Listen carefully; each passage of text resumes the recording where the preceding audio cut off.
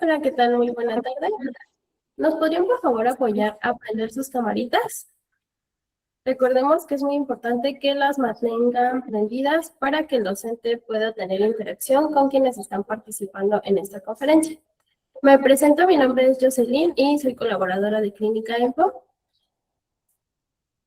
Mi nombre es Estefanía y de igual forma soy colaboradora de Clínica Info. Hola, ¿qué tal? Buenas tardes. Mi nombre es Evelyn, soy colaboradora de Clínica M. Bueno, les damos una cordial bienvenida a esta gran conferencia que se está impartiendo el día de hoy.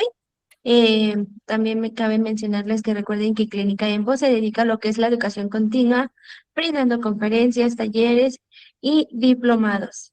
Es un gusto poderlos tener aquí y también agradeciendo pues la confianza que nos siguen brindando. Y por parte del licenciado Edwin Martínez Osorio reciban un cordial saludo. El nombre de nuestra conferencia es Las necesidades psicológicas del paciente oncológico. Y quien estará impartiendo esta conferencia es el doctor Jesús Munilla. Recuerden que, bueno, es muy importante que ustedes se puedan mantener muy informados y al pendiente de los mensajitos que llegan en el grupo, porque próximamente estas conferencias van a estar disponibles en nuestro canal de YouTube. Adelante, maestro, mucho éxito. Muchas gracias a las autoridades de la Clínica EMPO por esta oportunidad nuevamente. Y muchas gracias a todos nuestros amigos que se conectan, que destinan un ratito en esta tarde de jueves, desde donde esté en su trabajo, su casa, sus actividades. Me pidieron en Clínica EMPO que diera una conferencia también, pues que tuviera que ver con el tema de la psicooncología.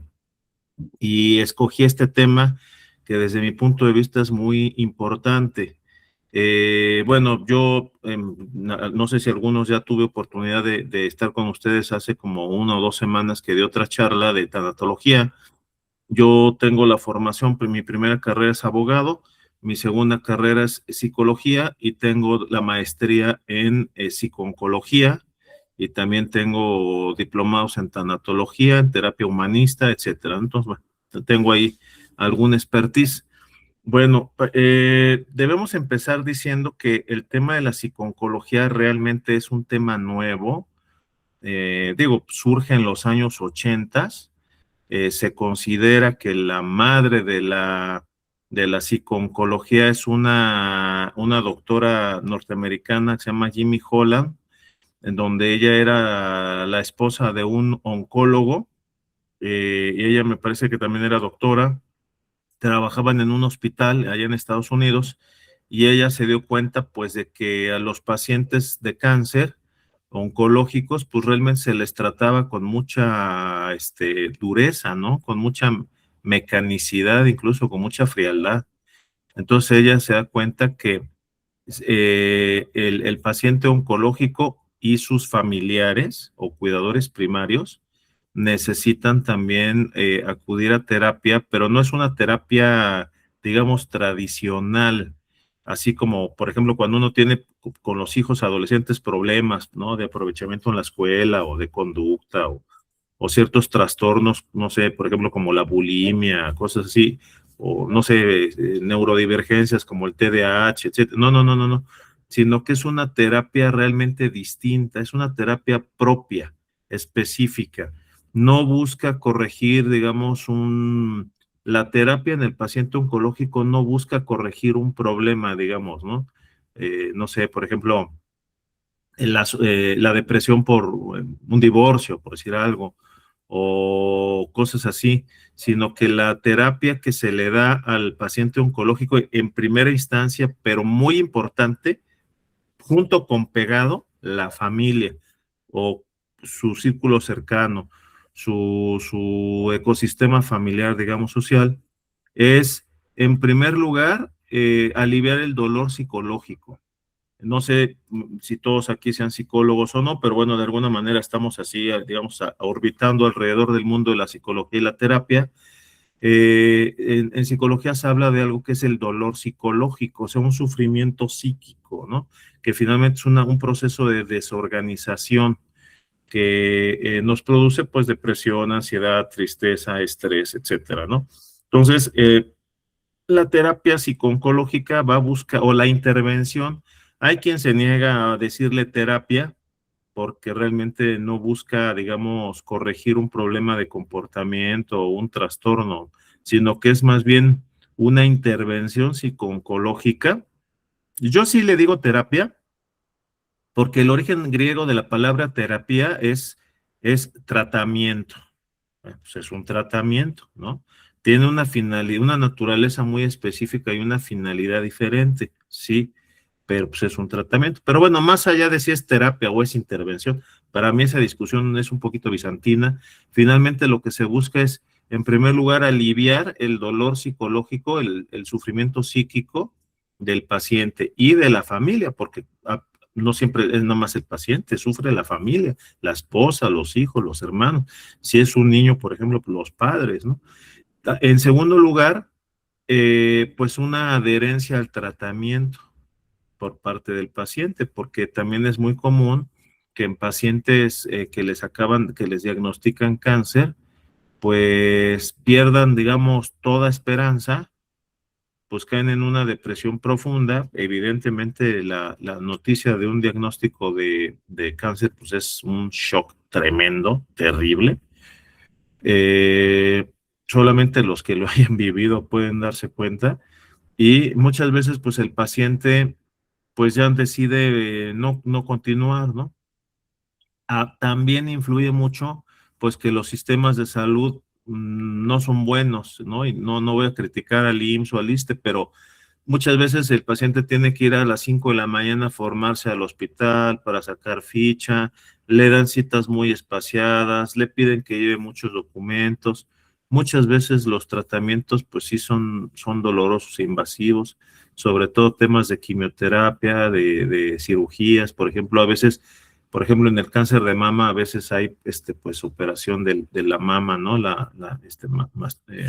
¿Cómo se llama? Bueno, que les extirpan, les extraen las mamas.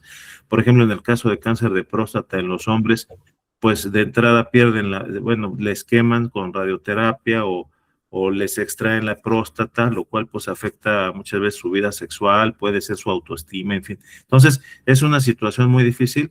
Entonces, el segundo objetivo, digamos, de la intervención psico-oncológica es que el paciente, acompañado de sus familiares y red de apoyo, se adhieran al tratamiento. El tercer objetivo, pues, es también, puede ser muy variado, muy amplio, dependiendo de el tipo de diagnóstico, ¿no? Pues no, a lo mejor es una persona un hombre que le dicen, tienes cáncer de próstata, pero pues con hacerte cirugía te quitamos la próstata y quedas bien. Ah, bueno, pero a lo mejor ya hay metástasis en huesos, en pelvis, incluso puede ser en riñón, en estómago, en pulmones. Yo he sabido de personas, desgraciadamente, que de un cáncer de próstata se les subió y se les hizo tumor cerebral, por ejemplo, ¿no? Entonces, estamos hablando de una gran variedad de posibilidades, ¿no? Siempre hay que ver mucho pues el tipo de paciente, el tipo de cáncer, en donde la etapa, el estadio, no es lo mismo etapa eh, que estadio o fase. Por ejemplo, el cáncer estadio 0 es cuando está solamente, digamos, es in situ, ¿no? En un órgano, en un tejido. Muy probablemente con una cirugía se pueda extraer ya. La etapa 1 es cuando ya hay infiltración en ganglios.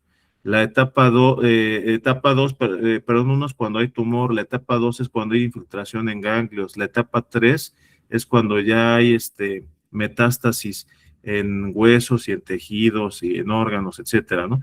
Igual, pues el tratamiento es prediagnóstico, diagnóstico, tratamiento, remisión o recurrencia, y luego, pues, fase terminal, ¿no? O sea, puede haber muchas variables, ¿no? También es cierto reconocer que hoy en día, pues, con el avance de la medicina y de los tratamientos, ya decir tengo cáncer no es sinónimo de me voy a morir. También hay que decirlo con todas sus letras. Depende de la persona, depende su fortaleza física, depende del tipo de cáncer, el grado de avance, los tratamientos, el acceso que tenga a los servicios de salud, etc. No es lo mismo detectárselo muy pronto y como dije, a lo mejor con una cirugía queda arreglado el problema, a detectarlo muy tarde cuando ya se expandió y ya hay múltiples metástasis, ¿no? Bueno, ya es ahí más complicado. Entonces, bueno, entonces la psiconcología o la intervención psiconcológica tiene estos características. Entonces, muchas veces cuando se dice, pues que vaya con el psicólogo. Bueno, sí, pero ¿qué psicólogo? Porque también la verdad de las cosas, la psiconcología es una especialidad pues muy específica, muy nueva, realmente no hay tanta, no hay tanto psiconcólogo en el país, en todo México. Yo creo que yo soy psiconcólogo, tengo la maestría y un diplomado, pero yo creo que psiconcólogos, yo creo que en todo México no seremos ni 200. Hay estados, por ejemplo, Colima, que no hay un solo psiconcólogo, así, así. Entonces,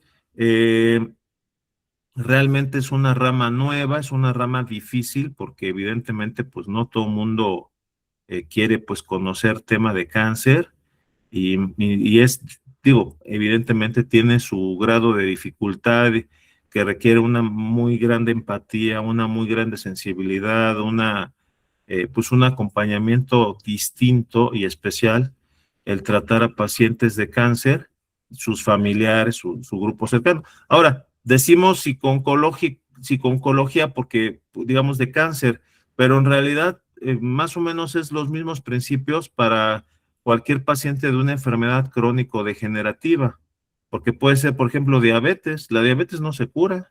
La hipertensión no se cura. Por ejemplo, el lupus no se cura. Entonces son enfermedades crónico-degenerativas, pero como que, o sea, decimos, tengo diabetes, tengo cáncer, bueno, pues hay como que sea como un poco diluido, no sé cómo decirlo, ¿no? Pero cuando decimos tengo cáncer o alguien tiene cáncer, hijo, inmediatamente sí el pensamiento es muerte, ¿no?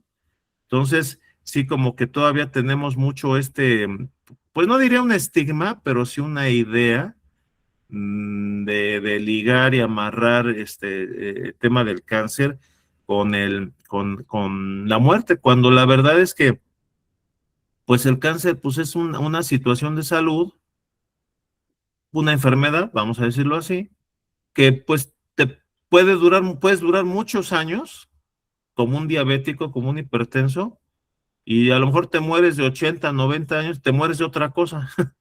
Te muriste, no sé, de un infarto, de una caída, etcétera, de un accidente, no te moriste de cáncer. O sea, entonces también eso es cierto, ¿no? Entonces, bueno, esto es lo primero con lo que yo quisiera empezar.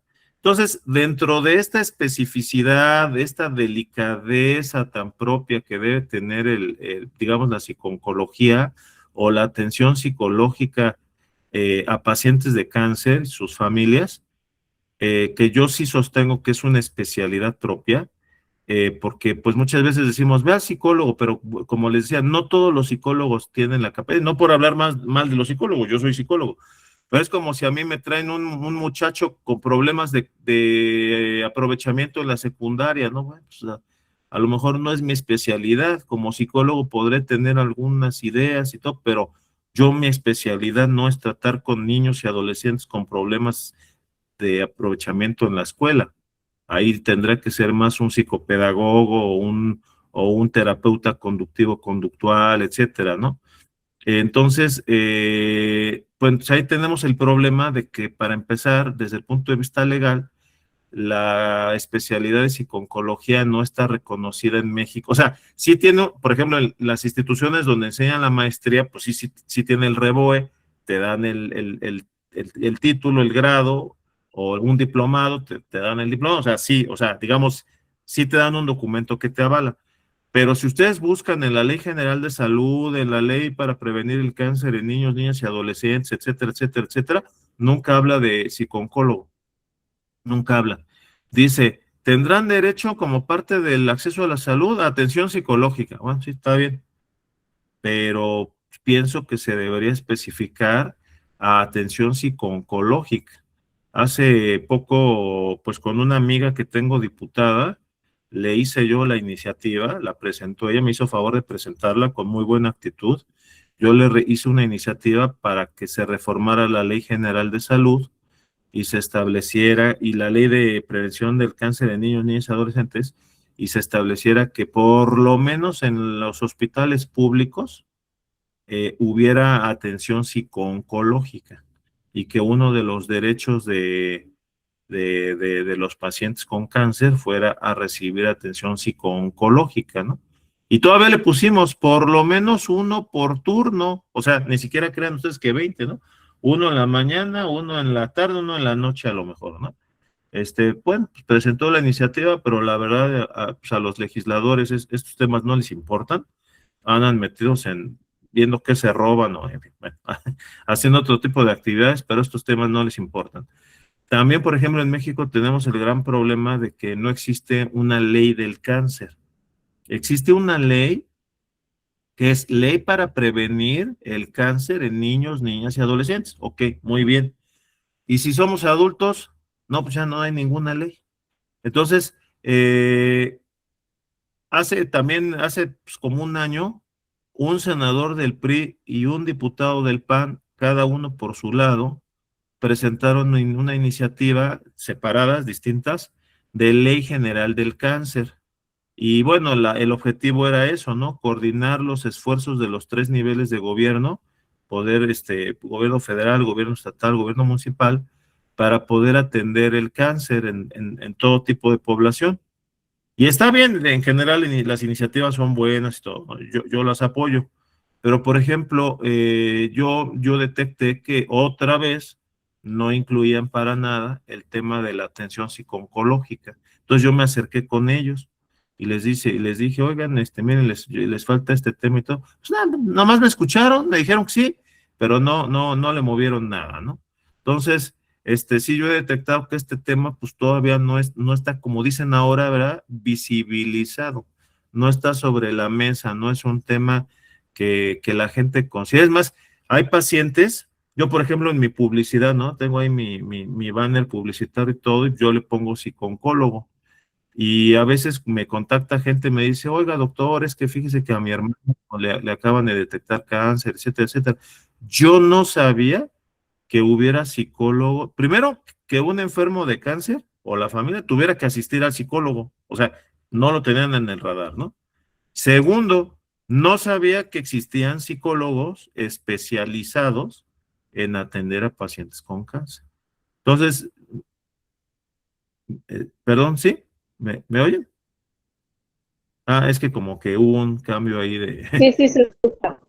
Ah, ok. Entonces, yo ahí me doy cuenta, pues, que realmente estamos en pañales en este tema, ¿no? Por eso realmente sí considero la importancia, pues, de que se difunda el tema. Y ahí sí no importa si somos 1,000, 2,000, 5,000 psico-oncólogos en el país, nunca seremos suficientes. Nunca, simplemente en México cada año se detectan más de 20,000 casos de cáncer al año, desgraciadamente, ¿no? Entonces, pues nunca vamos a ser suficientes. Ahorita somos como 200 en todo el país. Entonces, imagínense, ¿no? Si de aquí en los próximos 5 o 10 años llega a haber otros 1,000, no, pues qué bueno, ¿no? Bendito sea Dios. O sea, no creo que nadie se enoje por eso. Creo que va a haber más facilidad para eso. Entonces, bueno, esto lo quise mencionar así como el preámbulo para entrar ya en pues ahora sí que en materia. Perdón, alguien levantó la mano. Isa, sí, adelante, Isa. Sí, profesor. Y me salta la duda, clínicamente en las instituciones de gobierno, ¿sí está reconocido la parte de psico-oncólogo? A ver, no está reconocido en las leyes de salud, Ujú. pero sí está reconocido como una especialidad de los psicólogos, porque, por ejemplo, hay instituciones que dan el diplomado en psico-oncología. Por ejemplo, yo tengo un diplomado con validez y tengo mi maestría, mi grado dice maestría en psico-oncología y tengo mi cédula profesional y todo el rollo. O sea, profesionalmente sí existe la especialidad, pero no está todavía como visibilizado dentro del sistema de salud. Ok, sería entonces lo mismo que pasa con la tanatología, ¿no? Exactamente, exactamente. Ok, gracias, profesor. Gracias. Sí. Bueno, entonces voy a proyectar la presentación. Permítame un momentito.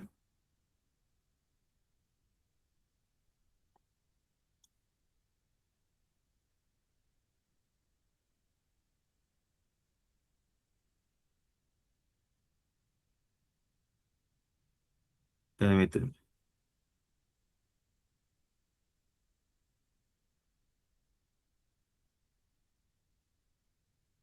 Ay, es que ahí estamos. Mira.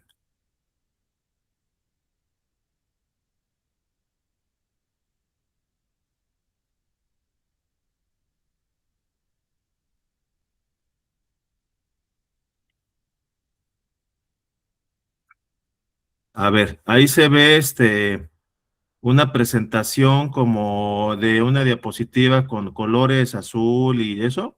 Sí, ya se ve, maestro. Ok. Déjenme nada más Ay, quién sabe qué salió. Espérenme. Espérenme.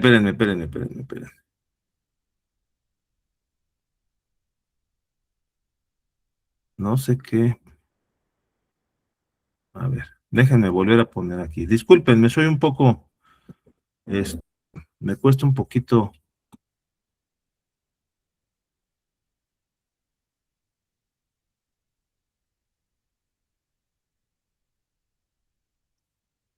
Ok.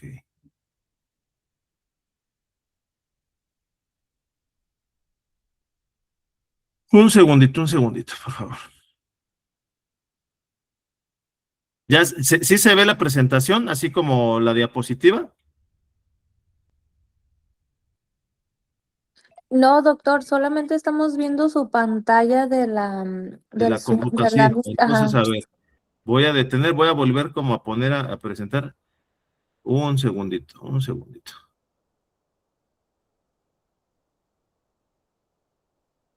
Ahí está, ¿se ve?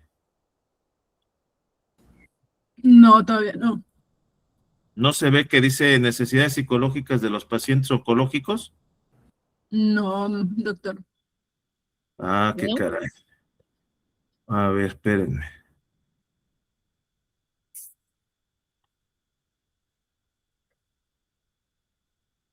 ¿Ahí se ve? Ahí está. Sí, ¿Ahí ya está? se ve. Sí, Ah, ahora sí. ay, bueno, perdónenme, yo soy de la vieja escuela, soy de la old school. Todavía no se ve. Ya se ve, ¿verdad? Sí. Ok, bueno. Entonces, vamos a hablar de las necesidades psicológicas de los pacientes oncológicos, que es, como les digo, pues es un tema muy Maestro, en específico, otra ¿no? Bueno, pues un poco ahí mis conferencia datos. necesita el tiempo ¿Sí? de ayudar a pasar. ¿Perdón?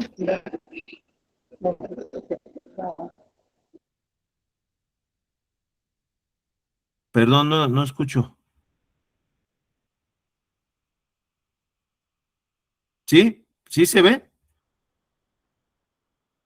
Sí. Ok, es que ahí Tu escuché. presentación. Sí, Bien. ok, bueno, pues hay un poquito de mi semblanza que ya les comenté.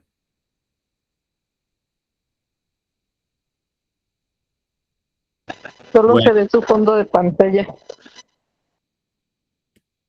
pero no se ve la presentación. Ya se pasó, está la introducción. Sí, Ajá, ya se ve, profesor. sí. Ahí estamos, ok. Sí. Bueno, entonces, pues como les decía, pues para empezar, eh, eh, antes de las necesidades oncológicas o psicológicas del paciente oncológico, pues sí necesitamos tener un poquito de conocimiento acerca del enfermo y bueno, pues de algunos detalles, ¿no? Tenemos que distinguir entre etapas y estadios de la enfermedad, porque luego la gente confunde, dice, tengo cáncer fase 4, ¿no? Bueno, a ver, entonces las etapas son prediagnóstico, cuando hay indicios, pero me siguen haciendo estudios, etcétera. El diagnóstico, cuando ya realmente tengo un diagnóstico, generalmente es después de una biopsia. Luego viene, pues, la etapa de tratamiento, que generalmente puede ser cirugía, puede ser quimioterapia, puede ser radioterapia, en términos generales. Puede luego haber algunas cosas muy específicas. Luego, la remisión, cuando pasan 5 años y no vuelve a haber actividad tumoral. Muchas veces la gente dice, ya me curé del cáncer.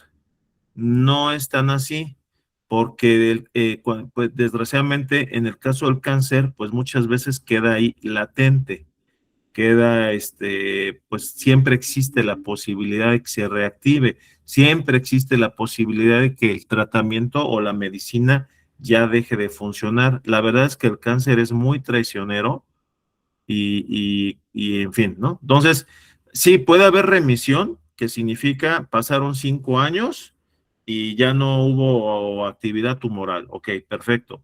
Pero no significa ya me curé del cáncer y nunca jamás en la vida me va a volver a dar. Creo que en esto sí tenemos que ser muy claridosos.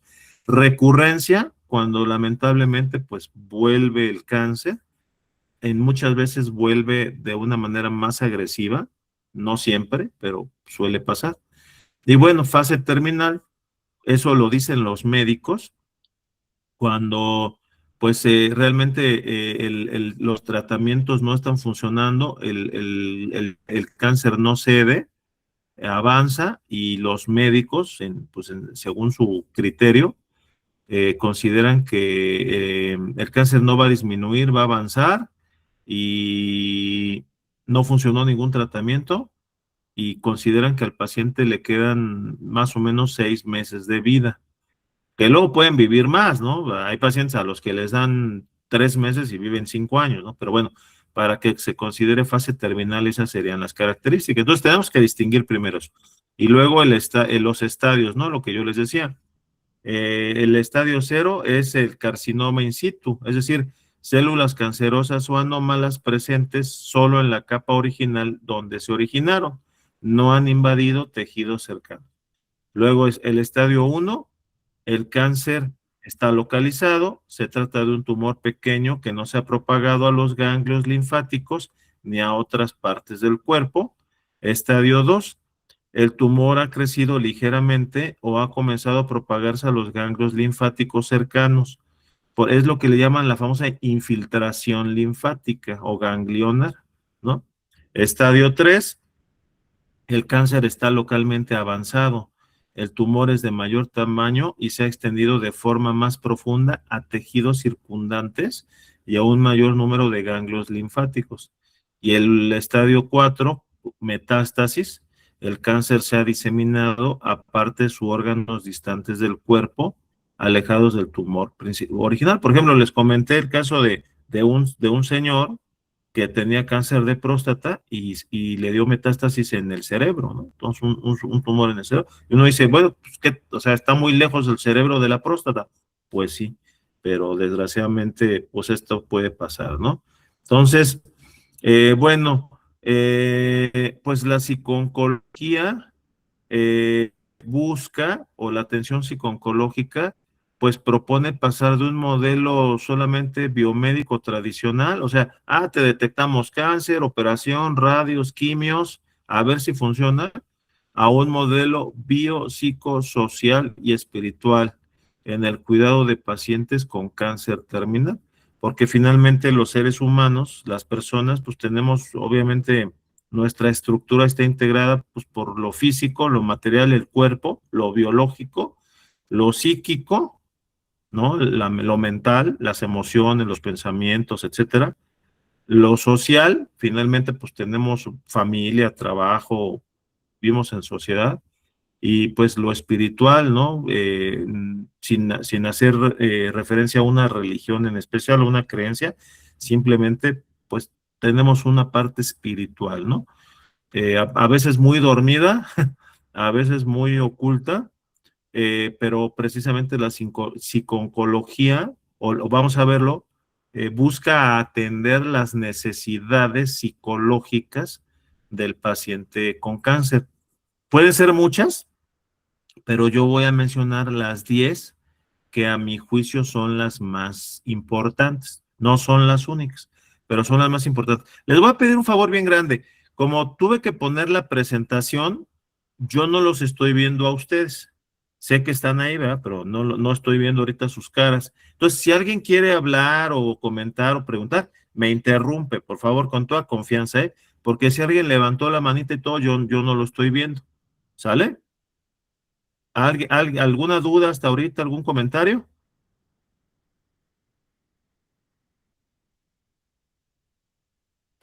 Bueno. No, doctor, todo bien, Todo bien, gracias. ok. Me interrumpan, por favor, con toda confianza. Déjenme nomás ver aquí. Ok. Bueno, entonces, también, pues, evidentemente, pues, tiene que haber una definición de espiritualidad, ¿verdad? No nos vamos a meter en cuestiones de religión ni de propaganda de una iglesia ni nada, pero simplemente tenemos que aprender a distinguir. La espiritualidad se distingue de la religión, aunque pueden coexistir. La espiritualidad, pues, se puede definir como una vivencia trascendente que conecta al individuo con su esencia, los demás y una entidad superior, el universo, el cosmos, Dios, Cristo, Yahvé, en fin, ¿no?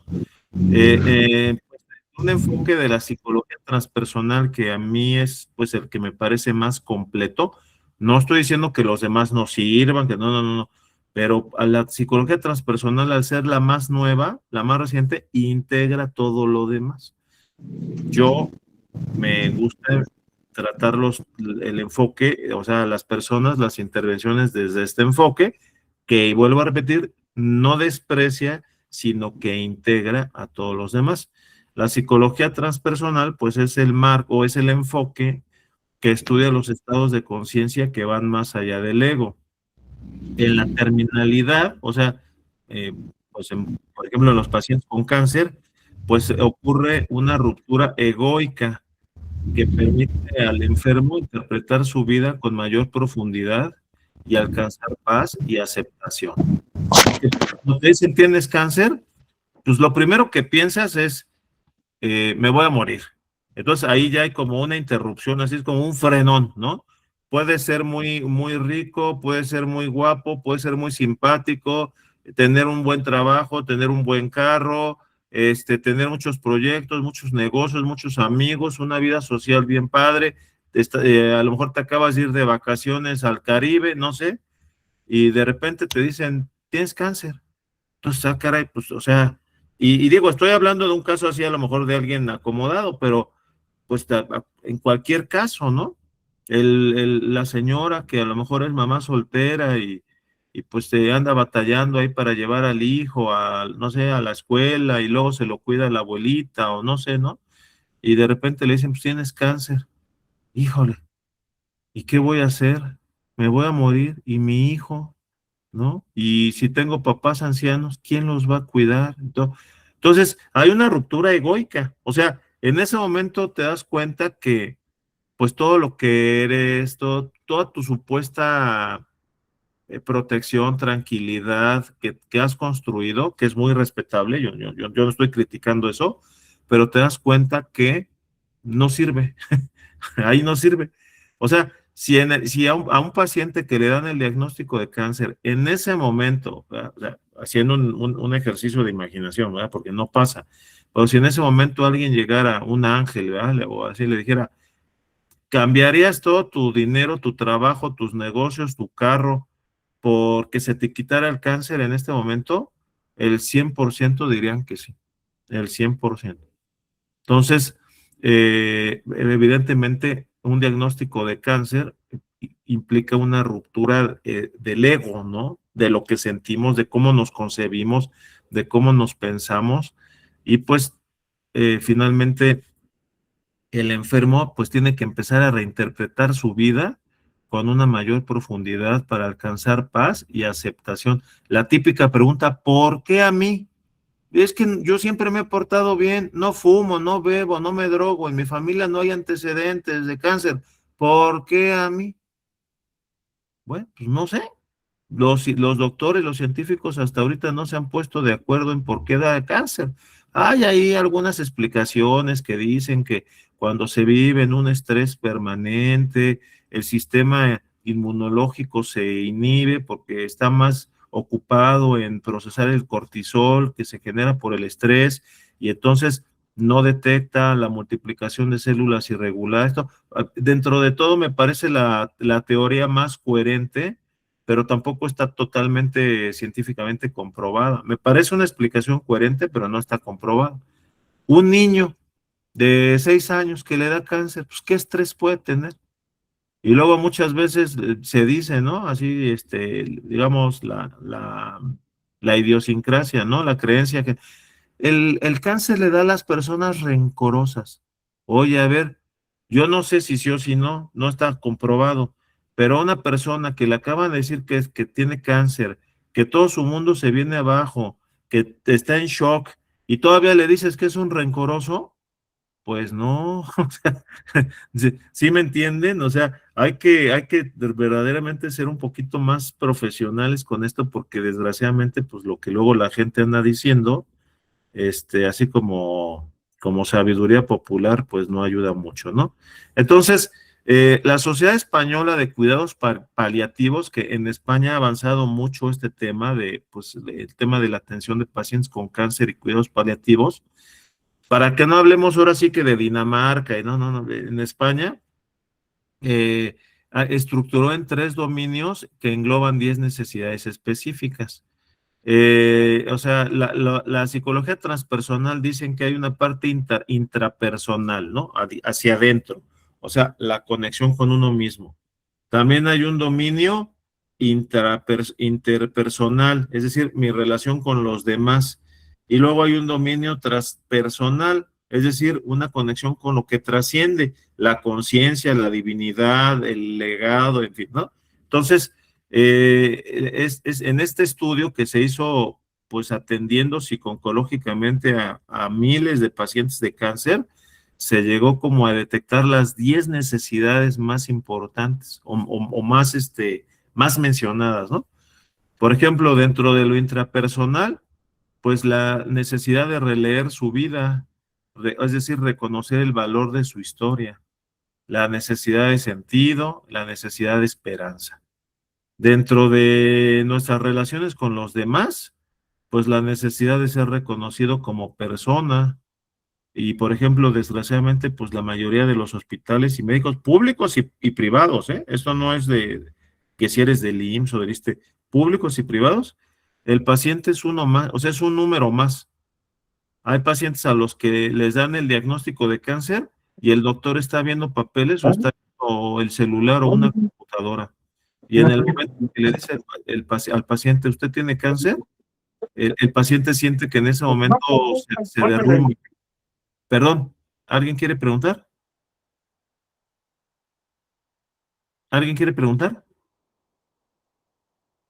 Ok, continuamos. Entonces, en ese momento, pues el paciente siente que se derrumba, a veces va acompañado de la esposa o del esposo, y pues obviamente el choque es terrible, empiezan a llorar, se siente, no sé, un dolor en el estómago, hay gente que le da diarrea, se le baja la presión, en fin, ¿no?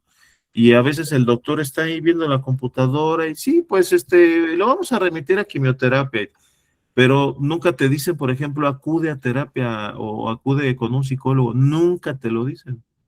De hecho, en el caso de los pacientes oncológicos, pues digamos, mi teoría, digamos, que hasta donde yo sé es la mejor, es, el paciente con cáncer, en la medida de sus posibilidades, de su red de apoyo y de su presupuesto, pero en la medida de lo posible, debe de hacer un equipo. Debe de hacer un equipo con médicos, debe de hacer un equipo con psicólogos, psico-oncólogos de preferencia, debe de hacer un equipo con nutriólogos, evidentemente con la familia, los más cercanos, y debe también pues tener un consejero espiritual, un sacerdote, un pastor, un gurú, lo que sea, pero un acompañamiento espiritual. Solamente así, desde mi punto de vista, se puede salir adelante. Me dirán, cuesta, sí, pero por ejemplo, hacer dieta, pues no cuesta, es más, hasta come uno menos y más sano. Pero, por ejemplo, los médicos nunca te dicen el tema de la dieta. Por ejemplo, las células cancerígenas se alimentan de glucosa, o sea, azúcar y grasa. Y nunca te dicen, deja de comer dulce. Y yo veo ahí afuera de los hospitales, ¿verdad? Los pacientes oncológicos comiendo su pan dulce, chupando su Tootsie Pop y todo. Y yo me jalo de los pelos porque digo, lo primero que deben de hacer es dejar de meterle azúcar al cuerpo y grasa, ¿no? Papas fritas, churrumais, carnitas, todo eso. Lo primero que deben de dejar de meterle, ¿no? Pero bueno, falta mucha psicoeducación, ¿no? Y bueno, necesidad de amor, necesidad de perdón. ¿Cuántas veces pues hay problemas en la familia, ¿no? De que estamos peleados con la esposa, con el esposo, con los hijos, con los hermanos, con los padres. Y cuando ya sentimos pues la inminencia pues, de morir, pues ya intentamos hacer las paces. ¿Cuántas familias no se reconcilian en la habitación de un hospital ahí, con el paciente ahí, pues atravesado en una cama, ¿no? Necesidad de poner en orden sus asuntos. Y luego dentro de lo que tiene que ver con la conexión con lo trascendente, pues la necesidad de establecer su vida más allá de sí mismo, necesidad de continuidad, pues el legado que uno deja a los hijos, la vida eterna, según la creencia de cada quien, pues una necesidad religiosa, ¿no? Entonces, vamos a ir viendo cada una de estas, ¿no? ¿Dudas hasta aquí? ¿Comentarios? ¿Quejas? ¿Sugerencias? No, yo solamente un comentario, maestro. Adelante, adelante. Fíjese que a mi mamá le detectaron cáncer hace 8 años Ujú. y precisamente es lo que usted dice, ¿no? Pues entra con el oncólogo y le dice, bueno, pues te vamos a remitir a esta área y shalala, pero nunca le dijo, tienes cáncer, ¿no? Ujú. Y mi mamá le dice, ¿tengo cáncer? Y le dijo, sí, sí tienes, mija. Y pues ya mi mamá se salió así como que despidiéndose de todo el mundo, sonriendo. Y ella me dice, es que yo ni siquiera me acuerdo de eso. Cuando tú me dijiste vamos al laboratorio, ni siquiera sabía para dónde íbamos. Están en shock, Ajá, totalmente en shock. sí. Ah, Y pues Y yo ahí le es donde uno, dije, y ahí es donde uno agradecería pues un trato un poquito más cálido, ¿no? claro, porque pues ni siquiera le dijo, mira, vas a entrar en un proceso porque tienes esto. O sea, ella tuvo que preguntar, ¿no? Pues el doctor da por hecho que pues ya, pero Sí, pues nunca te ha dado cáncer antes, ¿no? sí. Yo les comparto, sí, relativo a esto, tienes mucha razón. Yo les comparto una experiencia con un paciente, pues le dijeron, tienes cáncer de próstata, etapa, estadio 4, o sea, metástasis, está muy avanzado, tu cáncer es muy agresivo, si sigue así, pues te vas a ir. Y los doctores le dijeron, te quedan 4 meses de vida. Pues imagínense el shock, ¿no? Y además es un hombre joven, ¿no? Digo, no un ancianito de 80 años, que bueno, no por menospreciar, ¿no? Pero, o sea, cuando un hombre de 40 y tantos años que está en la plenitud de la vida, con hijos adolescentes, ¿no? Con trabajo lleno de actividades, de proyectos, en fin. Entonces, pues los doctores así, pues súper fríos, ¿no? Ni lo pelaban ni nada. Me buscó. Y bueno, entre que le hacían todo el papeleo en el seguro social y todo el rollo, porque la verdad esa es otra de las grandes deficiencias que tenemos, pues se contactó con una clínica particular en un estado de la provincia, bastante buena y no tan saturada como las de la Ciudad de México, y me pidió que lo acompañara, ¿no? Digo, obviamente, pues me pagó los honorarios y lo acompañé a él y a su esposa, y fuimos a la clínica. Y miren, llámenlo como quieran, piensen lo que quieran, pero era una clínica muy modesta, o sea, no crean que el gran edificio de 20 pisos, no, era una clínica y todo, pero era de oncólogos, radiooncólogos, en fin. Y la secretaria recepcionista, pues era una señora ya madura, mayor, muy amable, muy fina, muy educada, cristiana. Y cuando la persona, el paciente llega y se anuncia, mire, soy fulano de tal, tengo cita con los doctores, Ah, sí, está confirmada. Es la primera vez que viene. No, pues que cito, pues obviamente el paciente pues todo paniqueado, ¿no? Y todo. Y la recepcionista de buena onda, de buena gente, por una cuestión de empatía, de amor, si ustedes quieren, porque no era su deber, le empieza a decir, mire, no se preocupe tanto, el cáncer de próstata es el más curable, porque es el más desarrollado, o sea, es como el más investigado, el que tiene más tratamientos. Usted tiene que ser fuerte. Si usted cree en Dios, aférrese mucho a Dios, pídale a Dios que le dé fortaleza, que aparte de estos momentos amargos de su corazón, únase más a su esposa, pase más tiempo con sus hijas, pero la señora con una dulzura, la verdad, o sea, hasta yo me sorprendía, ¿sí?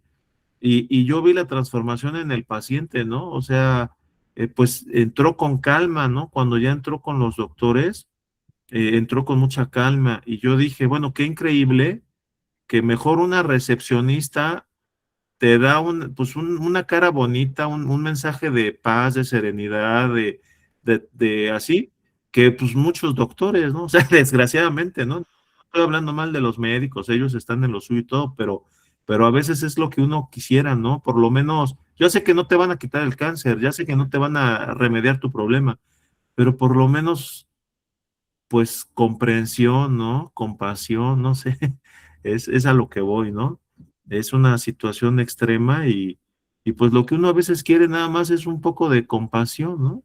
Y no desde el punto de vista así, porque también está muy estigmatizado. No me tengas lástima, no es lástima, es compasión.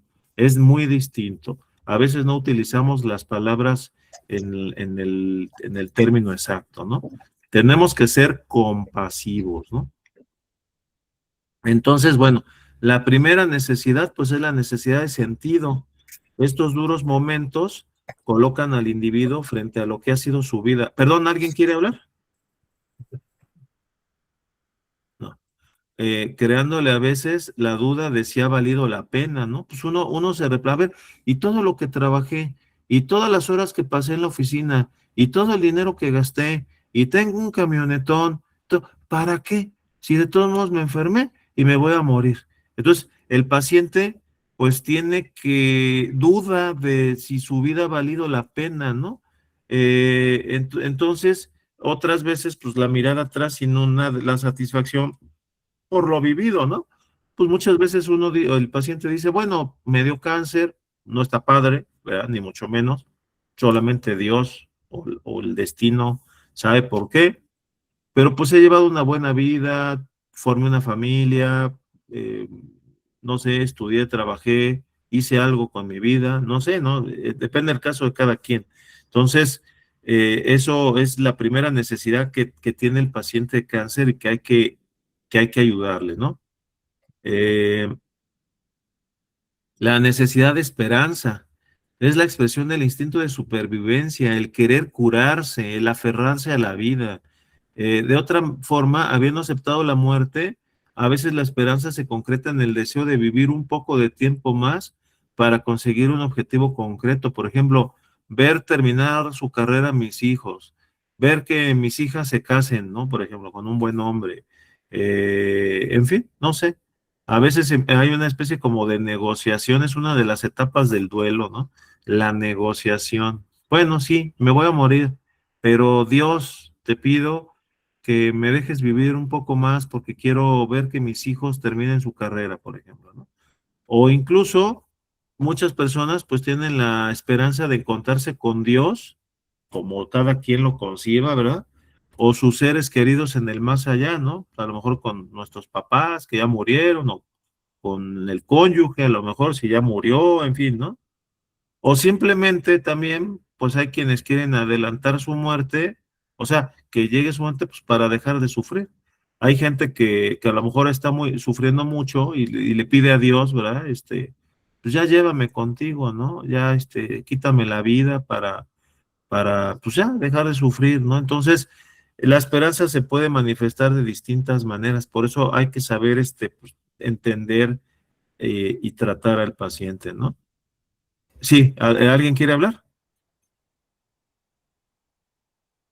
Yo, maestro, ¿sí me Adelante, escucha? adelante. Sí, adelante, claro. Fíjese que yo ahorita tengo una paciente, una hermana en el hospital del ISSSTE, en un hospital del ISSSTE, y tiene más de un mes que está muy delicada y ya, pues yo preguntaba, ¿verdad? Si la institución no brindaba algún tipo de cuidados o de apoyo paliativo, ¿no?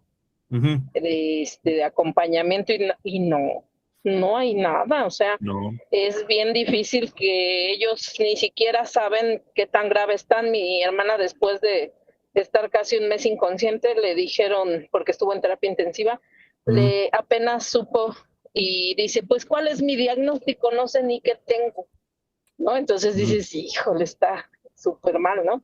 Eso Sí, ya sería buscarlo por fuera y como con estos diplomados o talleres, así pues es. saber cómo atender al familiar en este caso.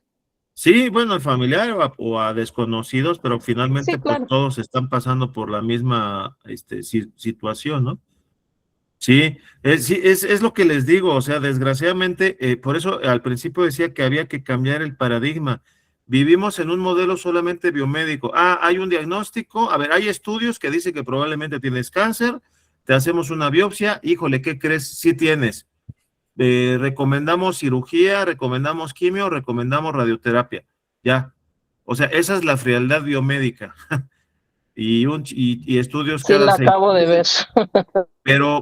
híjole, o sea, es como, o sea, perdónenme lo que voy a decir, no quiero ofender a nadie, ¿no? Pero es como a veces como, ¿tienes gripe? Pues tómate una aspirina, o sea, no, en este caso, pues es un shock, es una desestructuración total, desorganización total de la vida del paciente, porque evidentemente, pues, aunque ya depende de cada caso, en fin, pero sí hay una asociación directa con la muerte y digan lo que digan, pues nadie está preparado para morir y nadie quiere morirse, o sea, es la verdad de las cosas.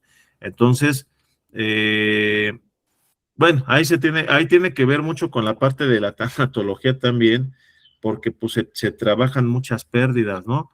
Pues en primer lugar, la pérdida de la salud, o sea, en segundo lugar, por ejemplo, si es cáncer de mama que me quitan las mamas, o cáncer de próstata, o no sé, cáncer de hígado, de riñón, no sé, ¿no? Pues me quitan ese órgano. Por ejemplo, en el caso de la próstata, pues a lo mejor un señor de 80 años, pues dices, bueno, pues ya, ¿para qué la quería, no? Pero por ejemplo, en un hombre joven, todavía en edad fértil reproductiva, pues tú le quitas la próstata, pues ya no puede tener hijos. Entonces, o ya no puede llevar una vida sexual tan plena. Y ojo, yo cuando era niño, yo tengo 51 años. Entonces, cuando yo era niño, 8, 10, 12 años, yo escuchaba que a señores grandes, así como mi abuelito, ¿no? Y amigos de él, es más, a mi abuelito tenía como 70 y tantos años, y le dijeron, no, pues tiene cáncer de próstata, lo vamos a operar y se la quitamos. Ah, bueno, programaron la cirugía, se la quitaron, tuvo un tiempito de incapacidad y asunto arreglado. Mi abuelo murió casi de 90 años y así, un día se puso mal, lo llevaron al hospital y se murió. En realidad no tenía ninguna enfermedad de nada. Pero a lo que voy, antes se tenía esa idea, ¿no? De que el cáncer de próstata, pues solamente le daba a los viejitos y pues finalmente se la extirpaba. No, ahorita hay muchachos de 28, 30 años con cáncer de próstata súper agresivo, incluso con metástasis. Entonces, pues imagínense un muchacho de 28, 30 años que pues quiere tener, obviamente, su vida sexual, quiere tener familia, etcétera. En las mujeres, cáncer cervicouterino, ¿no? Pues si te da joven, pues ya no puedes tener hijos, ¿no? Entonces, pues son muchas pérdidas. ¿Alguien levantó la mano, perdón? Sí, yo, profesor. Adelante. En mi caso, profesor, yo soy paciente Ujú, de cáncer de mama ujú, en estadia 4 con metástasis. ujú, Eh, sí es un impacto. Yo me atiendo en el Hospital General de la Ciudad de México.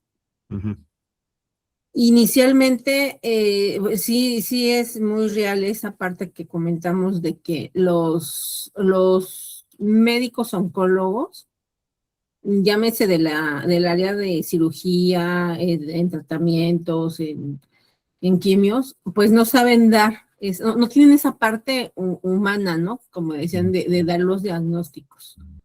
Yo me imagino que es porque ellos están tan habituados, ¿no? A ese tipo de diagnósticos que ya para ellos es... Sí, se han desensibilizado. Ajá, sí se desensibilizó. Pero yo ahorita tengo 3 años como paciente y yo lo que hice fue que, bueno, en este caso en el Hospital General de México es un hospital muy bueno, es un hospital que tiene todo, la verdad es que no le hace falta. Y también hay que fomentar un poquito el que uno como paciente o los familiares, ¿no? Dependiendo cada quien cómo se sienta, cómo esté, se informen. Porque, por ejemplo, a mí me mandaron, a trabajo social y realmente es más trabajo de la trabajadora social en la parte de sensibilizar. Y ella me dijo, no, para empezar no puedes venir sin un familiar a las consultas. ¿No? Y de ahí me mandaron, a mí, bueno, por mi tipo de diagnóstico, pues me mandaron a mi casa ya pues con cuidados paliativos, y con pocas, opciones, ¿no? Yo ya no fui candidata ni para cirugía, ni para quimios, ni para radios, ni para nada, porque pues ya estaba ya metastásico. Sí, de hecho te dicen ahí que ya eres de cuidados paliativos. En el diagnóstico seguramente te pusieron ya paciente para cuidados paliativos. Sí, entonces, pues yo lo que hice, pues primero sí es muy impactante, ¿no? Yo literal me pasé un año esperando a morirme, porque me dieron Te entiendo perfectamente. Sí, me dieron 3 meses, ¿no? Muy poquito tiempo en el que pues uno no sabe bien cómo reaccionar. Pero en mi caso el tratamiento que me dieron, pues sí fue muy favorable.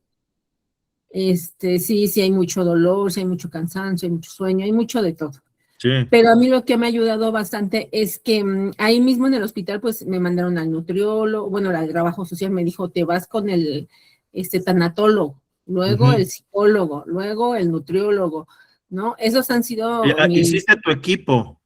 Sí, ajá, entonces, ya posteriormente, bueno, pues ya cambié de nutriólogo por uno particular porque me queda muy lejos la Ciudad de México y por cuestión de ingresos, pues me sale mucho más barato. ¿Dónde vives, perdón? Yo vivo en Tizayuca.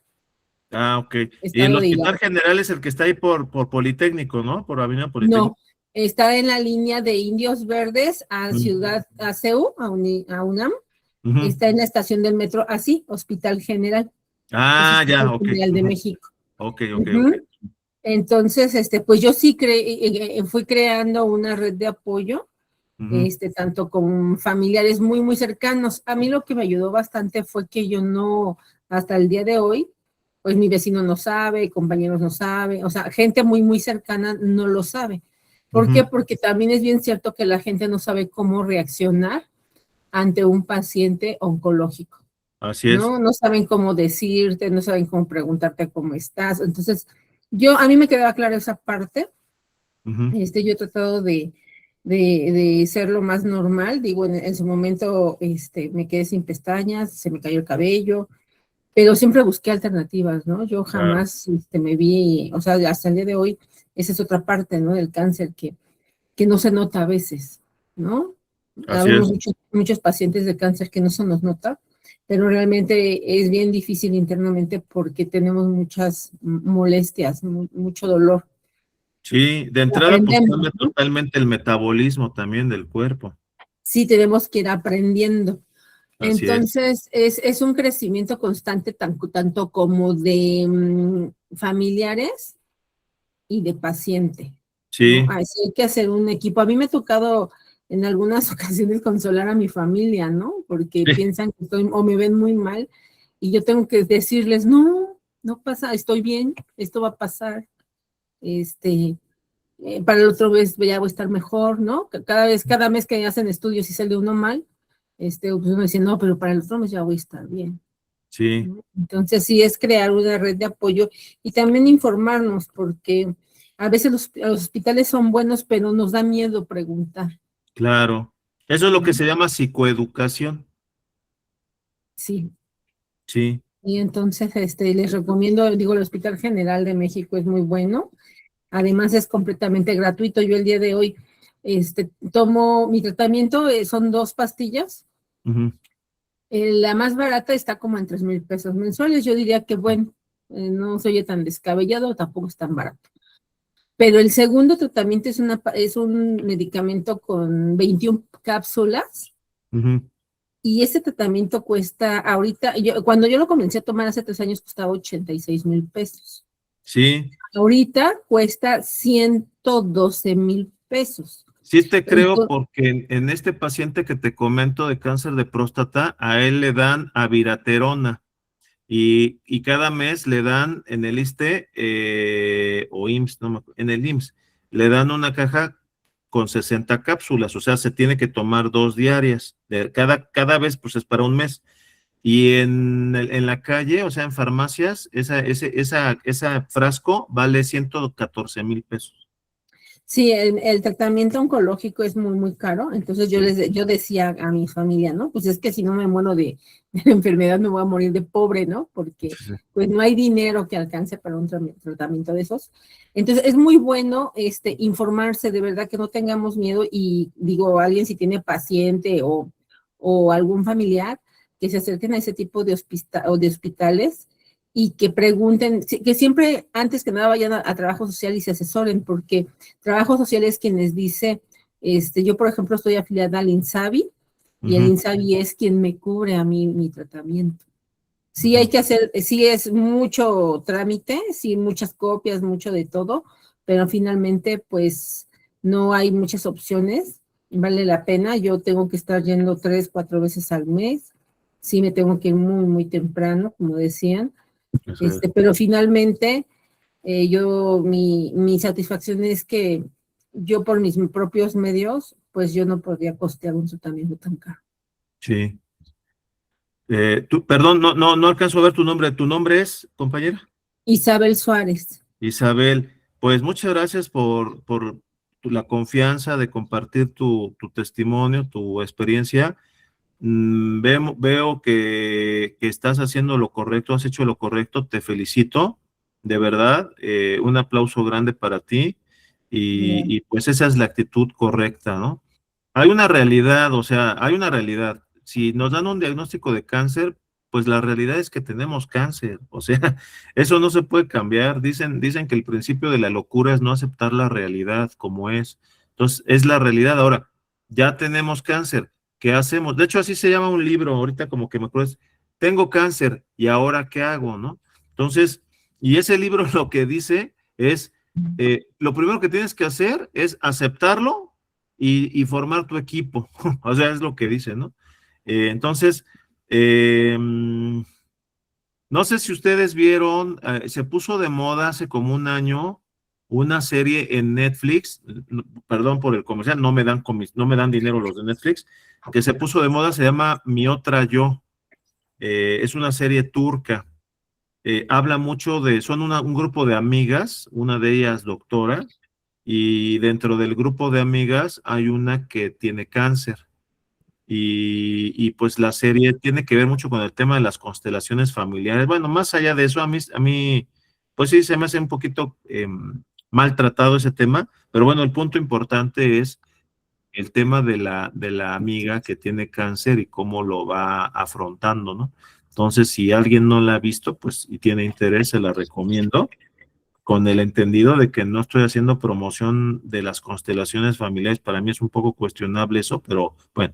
Eh, bueno, continuamos adelante, ¿no? Entonces, la necesidad de ser reconocido como persona, bueno, es posible que que surja cuando el paciente sienta amenazada su autonomía, o sea, su libertad de movimiento, de decisión, su memoria, su razonamiento, su habla, ¿verdad? Su capacidad de decisión. Todo esto puede hacerle sentir que ha perdido su dignidad, especialmente cuando es tratado como un enfermo, sin importar quién es él o ella, ¿no? Lo que decía ahorita nuestra compañera, ¿no? Que casi no le ha dicho a nadie, pues porque a veces las personas no saben cómo reaccionar, ¿no? Otra necesidad muy importante, pues la necesidad de amor, y aquí no estamos entrando en cursilería romántica de de telenovela, ¿no? O sea, es una realidad. Los momentos de cercanía a la muerte pueden suscitar una apreciación de las relaciones mucho mayor. Perdón, ¿alguien quiere decir?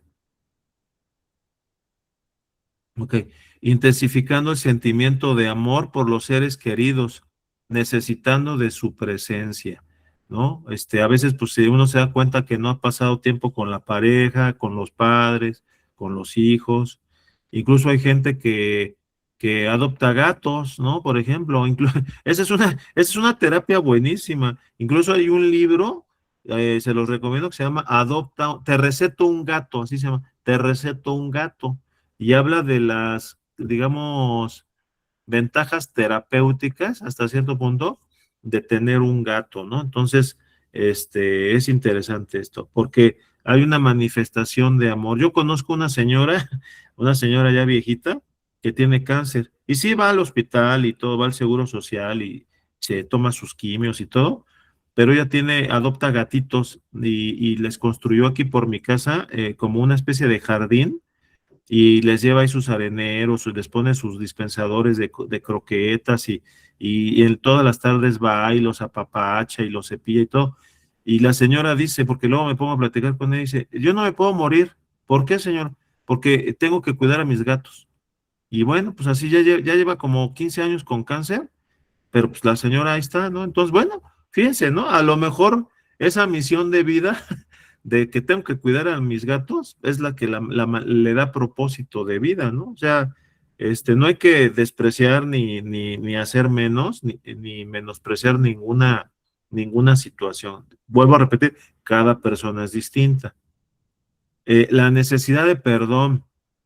La persona puede hacer de juez de su propia vida y sentir la necesidad de reconciliarse consigo mismo, con Dios o con otras personas para sentirse en paz.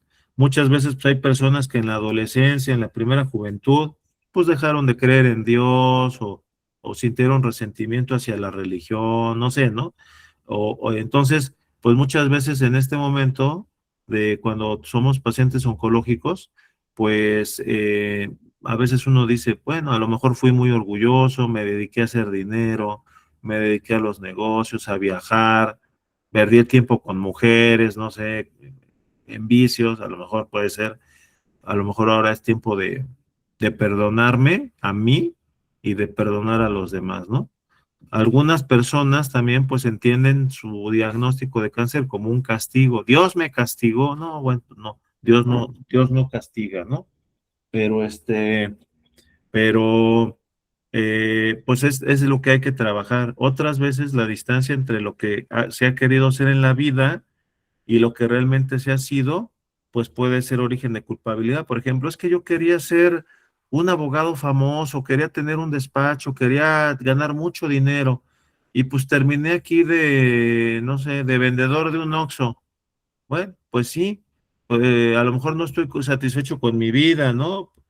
Lo digo con todo respeto, es un ejemplo nada más, pero pues en ese momento, pues uno se tiene que perdonar. Bueno, así viví mi vida, yo tomé mis decisiones, finalmente he vivido hasta el día de hoy, no me morí de hambre. ¿Pude haber hecho las cosas mejor? Seguramente sí, pero así fue como viví y es la vida que llevé y es la vida que tengo que aceptarla como es, porque ponerme a pensar en lo que pudo haber sido y que si esto y que si lo otro, pues ya la verdad es que sale sobrando, ¿no?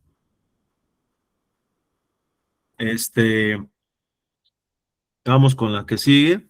La necesidad de poner en orden sus asuntos.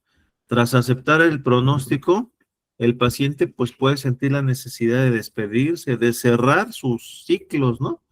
Puede manifestarse a través de cualquier comunicado que el paciente necesite expresar a alguien, así como saber algo en concreto. Por ejemplo, hay pacientes que pues crean un grupo de WhatsApp con pues sus familiares más cercanos o amigos más cercanos a los que tienen confianza, y a lo mejor dicen, hoy fui a análisis clínicos, salí muy bien en los resultados, muchas gracias a todos, me siento muy feliz, quería compartírselo, por ejemplo. Eso es algo muy sano. Yo no digo que lo andemos publicando, ¿no? Pongamos un anuncio o en redes sociales, tengo cáncer, no, pero a veces el comunicar las buenas noticias o el comunicar las malas noticias, ¿no?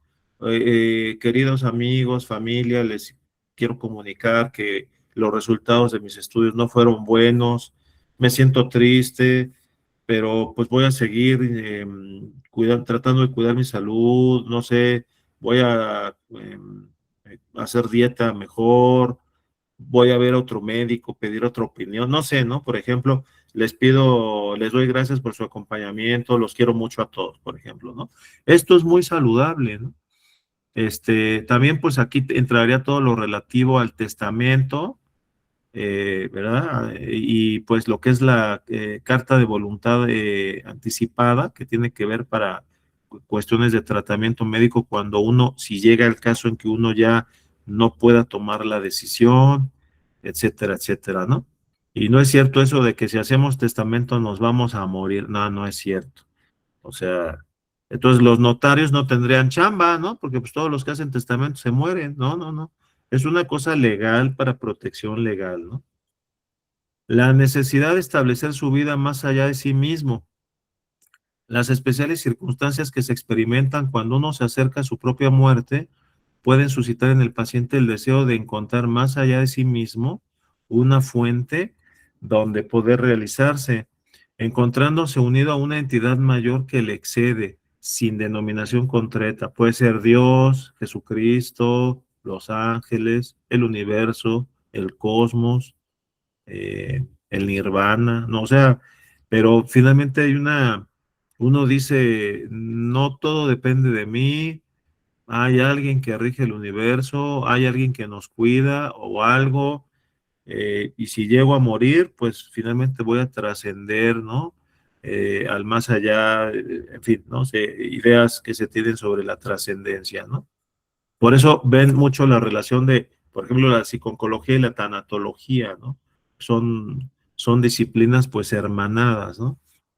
La necesidad de continuidad, pues algunas personas al contemplar su vida la pueden entender como un elemento integrante de un contexto mayor, un legado, una obra que otros han de completar, la realización en la descendencia familiar o la creencia en la vida en el más allá. Por ejemplo, mi papá puso un negocio, yo lo continué y lo hice grande, he forjado un legado para mi familia, todo el mundo se va a acordar de mí porque pues fui una persona importante, mis familiares, mis amigos, mis empleados, ¿no? Por ejemplo, eh, ahora pues cuando yo no esté, esto lo van a continuar mis hijos, así como yo lo continué cuando mi padre falleció, no sé, por ejemplo, ¿no? Entonces, pues esta necesidad de continuidad hay que entenderla, ¿no? La necesidad religiosa es la necesidad que algunas personas, pues yo diría que todas, ¿no? Pero bueno, tienen de cumplir con sus creencias concretas en forma religiosa, siguiendo rituales, oraciones, meditaciones, rezos, etcétera. Por ejemplo, una persona muy católica, pues yo quiero que venga, quiero rezar el rosario aquí todas las tardes y pues quiero ir, y si todavía me puedo mover, pues quiero ir a la iglesia cada domingo y comulgar, o si ya estoy en el hospital, pues que venga el sacerdote o el pastor para que hagamos oración, no sé, ¿no? Me lea un poco la Biblia, en fin, ¿no? Entonces, pues puede ser que se exacerbe esa necesidad, ¿no? O surja si no se tenía, o se despierte si estaba apagada, ¿no? Suele significar una gran fuente de apoyo y remanso de paz desde el que posicionarse para lidiar mejor con el sufrimiento, ¿no? Tampoco se debe de negar esta necesidad, ¿no? Espiritual, religiosa. De hecho, pues hay estudios serios que han hecho universidades europeas y todo acerca, por ejemplo, de los efectos terapéuticos, por ejemplo, de orar, de meditar, de rezar, por ejemplo, el rosario, ¿no? El hecho de ir contando cada cuenta y estar haciendo los dedos con cada bolita reactiva unas terminales nerviosas, ¿no? Que producen una sensación de paz, de tranquilidad. Entonces, pues hay que entender esta necesidad, ¿no? Bueno, pues conclusiones. La espiritualidad es un componente crítico para una muerte digna y en paz. El sufrimiento al final de la vida puede mitigarse mediante la atención a estas 10 necesidades espirituales, psicológicas o psicológicas, permitiendo al paciente transformar el dolor en un crecimiento de la conciencia. Y bueno, aquí terminaría la presentación que estoy proyectando. Ahora volvemos aquí a la sala. Creo que ya dejé de compartir, ya está. Entonces, pues no sé si alguien quisiera agregar algún comentario. Ah, perdón, por ahí alguien tiene la mano levantada, pero no te había visto. Liliana, adelante.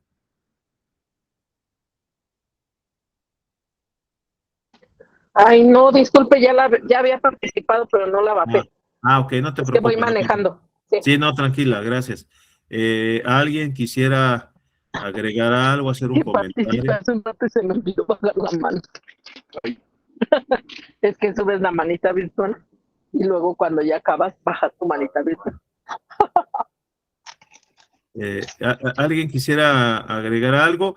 ¿Qué les pareció? ¿Qué se lleva a manera de una reflexión final? ¿Les gustó esta charla? ¿Qué se llevan? ¿Aprendieron algo nuevo? En fin, me gustaría escuchar eso. Maestro, Sí. ¿va a haber diplomado o está dando diplomado? Bueno, sí,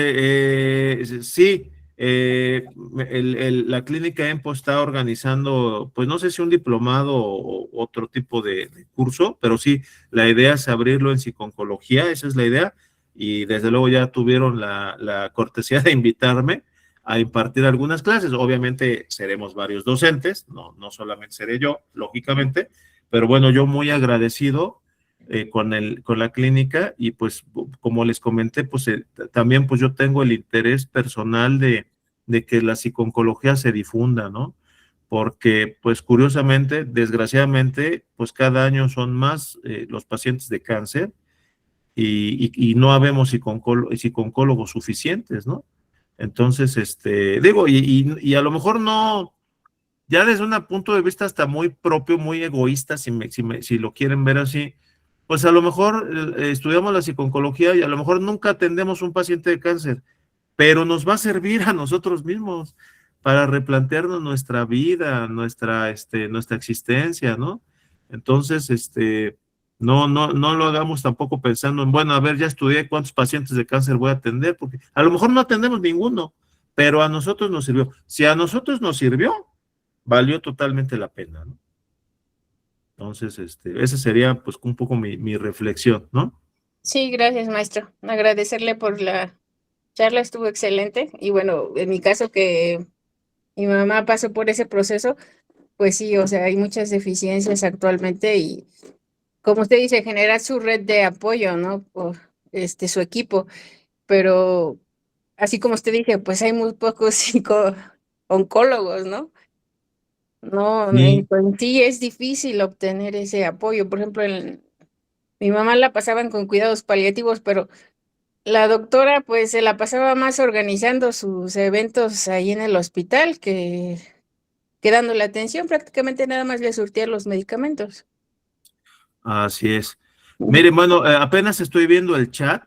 Dice, Leticia Ortega preguntó, yo pasé lo mismo, pero era en el seguro. No sé si hay en el ISSSTE Clínica del Dolor de Cuidados Paliativos. Bueno, hasta donde yo sé, en el Centro Médico Nacional 20 de noviembre del ISSSTE sí, pero no sé si en los otros hospitales, no lo sé. En muchos hospitales de ciudades de provincia o así, no hay. Tan es así que al 20 de noviembre, perdón, remiten a mucha gente. Yo cuando he ido ahí a atender gente o a acompañar a algunos pacientes, pues veo que hay gente de Chiapas, veo que hay gente de muchos lados, hasta de Colima, porque en esos lugares pues no hay el servicio, digamos, de oncología, ¿no? Dentro del hospital. Entonces, bueno, yo, al menos del Centro Médico Nacional del ISSSTE 20 de noviembre, sí lo hay. En los demás no lo sé. Luego viene la doctora, bueno, bueno, está en Netflix, sí, pero véanlo con las reservas del caso, ¿eh? O sea, tampoco todo lo que sale en la serie, entendamos que es una serie hecha para vender, ¿no? Entonces, tomemos lo bueno y pues no significa que no hay nada más, dice Nere Hernández, excelente, no hay nada más importante que nuestra propia vida, pues sí, muchas gracias. Susana Hernández dice muchas gracias. Leticia Ortega dice, gracias maestro, una plática muy emotivo que da con todo consuelo, con todos sus conocimientos, humildes bendiciones, maestro, y a todos los que realizan. No, muchas gracias. Es lo mejor que se puede recibir. Miriam Villegas dice, ¿cuáles serían las mejores palabras o actitudes para apoyar a una amiga o conocido a que le acaban de diagnosticar cáncer? Gracias de antemano. Bueno, yo creo, vuelvo a repetir, cada caso es distinto. No tengo los detalles, pero creo que no es tanto palabras. Creo que lo primero que hay que hacer es presencia y acompañamiento, nada más. El paciente seguramente esté en shock y esté llorando mucho. Esa es como una de las primeras reacciones. Puede haber enojo, puede haber ira, incluso puede haber bronca con Dios. Es una reacción muy natural. Yo sí les recomiendo a los pacientes, porque muchas veces el paciente dice, a ver, yo he sido bueno, voy a la iglesia, doy mi diezmo y así me pagas, Dios, ¿no? Y se pone, es una reacción natural, no tenemos que espantarnos. No tenemos que verlo de una manera así como muy dogmática. Es una reacción psicológica normal. Y yo sí les digo a los pacientes, si quieres reclamarle a Dios, reclámale. Terapéuticamente te va a servir porque vas a sacar algo que tienes dentro. Lo principal en un paciente en una persona que le acaban de diagnosticar cáncer es estar ahí, acompañar, no tanto decir, pero sí, digamos, facilitarle que saque sus emociones. Lo primero que va a pasar es que va a llorar mucho. Mucho. No importa que sea hombre, o no crean que nomás es, no, hombre, mujer, gente mayor, etcétera, va a llorar mucho. Y hay que dejarlo que llore. Seguramente se va a cuestionar mucho ¿por qué? Lo primero es que haga una catarsis, que haga una descarga, que suelte. Y ya así podemos empezar pues a dialogar con la persona, ¿no? Ese sería mi consejo. Ahorita no tanto preocuparnos por qué decirle, solamente estar y acompañar y dejarlo que salga. Bueno, solo escuchar al paciente, dice Isa, ayuda bastante, sí, es correcto. Isela dice, muchas gracias, me sirvió mucho, ya que estoy iniciando este proceso de cáncer de mama. El 12 de mayo me hicieron mi mastectomía, perdón, y ayer empecé mi quimio. Muchas ganas, mucho ánimo, Isela, esto apenas comienza. Y hay una frase muy dura, no quiero faltar al respeto a nadie, no quiero ser grosero ni mucho menos, se los digo, o sea que con todo amor. Es un error muy grande el decir, voy a luchar contra el cáncer, voy a pelearme contra el cáncer. No, el cáncer no define nuestra vida. Si nosotros vivimos, ¿no? Desde que nacemos hasta que nos morimos, no sé, 70, 75, 80 años, ¿no? Ahorita la gente puede vivir 90 años. Y nos da cáncer a los 50 años, el cáncer no es toda nuestra vida. El cáncer es algo que nos da en un momento de nuestra vida y que muy probablemente nos va a acompañar por el resto de nuestra vida, pero no define toda nuestra vida, es un momento en nuestra vida. Primer punto. Segundo punto, o sea, mentalmente no es correcto, no sirve mucho decir, voy a luchar contra el cáncer. A veces la familia nos da ánimo, dice, vamos a pelear esta batalla juntos, vamos a vencer el cáncer. Yo sé que lo hacen con buena intención y se agradece, pero ese no es el enfoque correcto.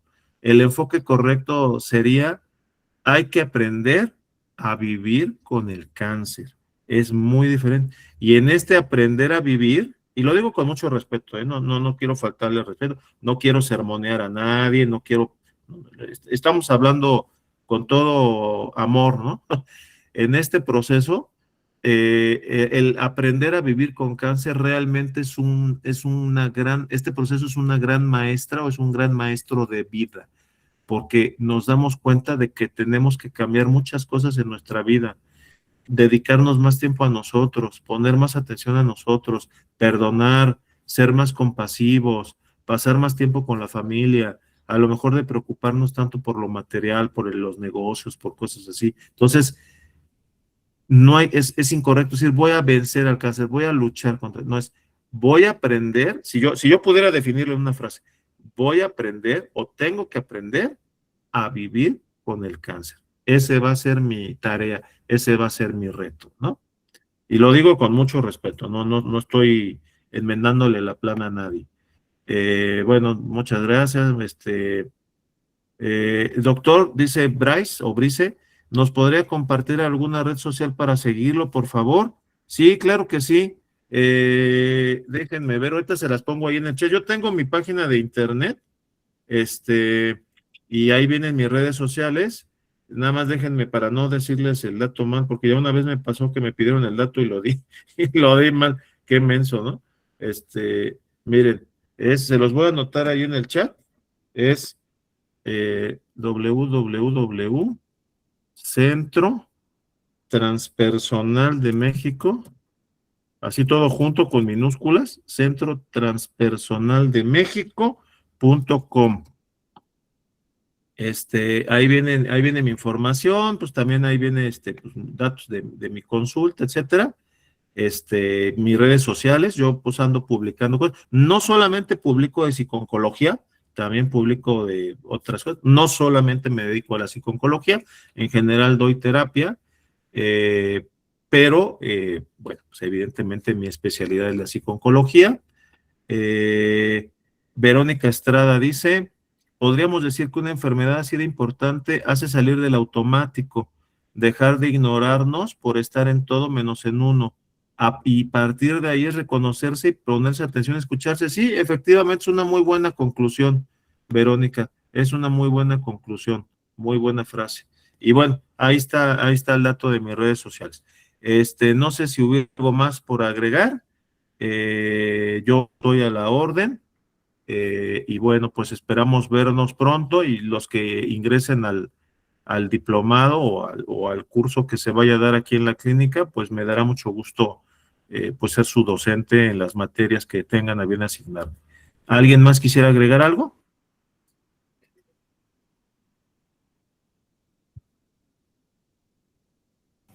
Sí, doctor. Reini. Sí, buenas tardes a todos. Yo me conecté un Buenas poquito, tardes. como media hora después. Bueno, No te es preocupes. la primera vez que estoy en una conferencia de este centro. Y bueno, el tema es muy interesante. Afortunadamente puedo decir que yo no he tenido una experiencia de este tipo.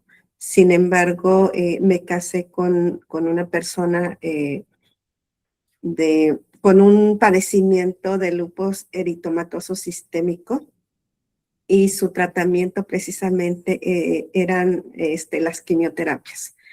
Desde el 2012 lo he acompañado en estos quimioterapias y efectivamente a veces los doctores pues dan las noticias de manera muy, muy sorprendente porque a él le habían dicho que solamente iba a vivir 30 años.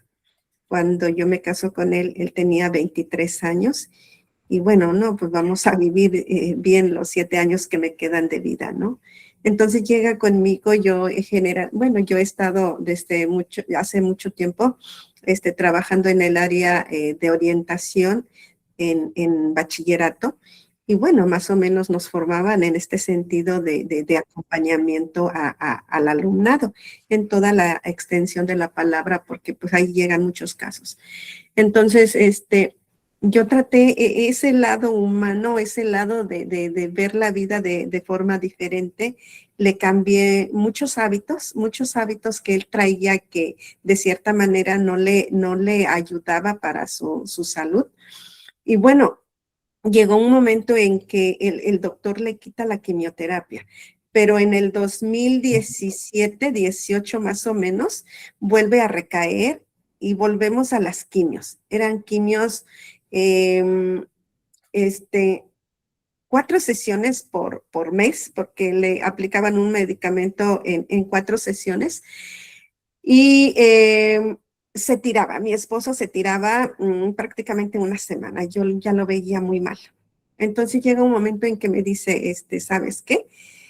Si esto se complica, yo sí te voy a pedir que si yo decido dejar esto, que respetes mi decisión. Entonces, a lo que quiero llegar es que muchas de las veces el dolor no solamente es para el enfermo.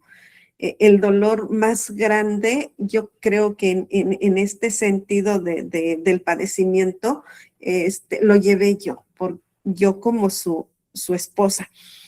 Entonces yo lloraba por todos lados porque mi esposo ya no quería, más bien ya no quiso llevar su tratamiento y dijo lo que venga, lo que venga. Pero para esto también él ya había tomado la decisión de consumir un producto que no sé si es de manera psicológica, mental, qué sé yo, le ha favorecido bastante. Él dejó su quimioterapia hace como, ¿qué serán? 2 años. Y va a consulta, iba cada mes. Y luego el doctor le pasó a cada 3 meses.